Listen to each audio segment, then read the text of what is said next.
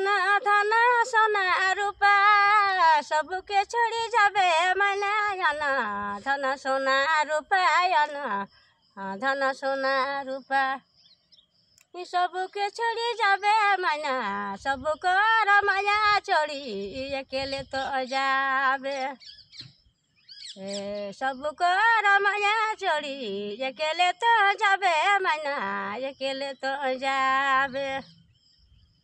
अना धन सोना रूपा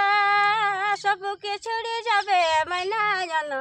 धन सोना रूपा अना धन सोना रूपा सबके छोड़ी जाबे मैना सबको रमाया छोड़ी अकेले तो जाबे सबको रमाया छोड़ी अकेले तो जाबे मैना अकेले तो जाबे कतो ना कमाबे मैना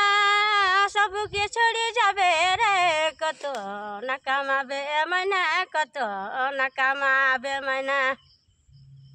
सबके छोड़ी जाबे रे सबको रमाया छोड़ी अकेले तो जाबे सबको रमाया छोड़ी अकेले तो जाबे मैना अकेले तो जाबे धर्म करबे मैना तोरो धर्म साथे जाय धर्म करबे मैना धर्म करबे मैना तोरो धर्म साथे जाय के दिन प्रभु लाली सुखुने भेटाबे एक दिन प्रभु लाली सुखुने भेटाबे मैना सुखुने भेटाबे कतो ना कमाबे मैना सबके छोड़ी जाबे रे कतो ना कमाबे मैना कतो ना कमाबे मैना सबके छोड़ी जाबे रे एक दिन प्रभु लाली सुखुने भेटाबे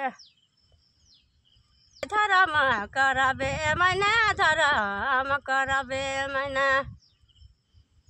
तोरो धर्म साथे जाय के दिन प्रभु लाली सुखुने भेटाबे मैना सुखुने भेटाबे एक दिन प्रभु लाली सुखुने भेटाबे मैना सुखुने भेटाबे।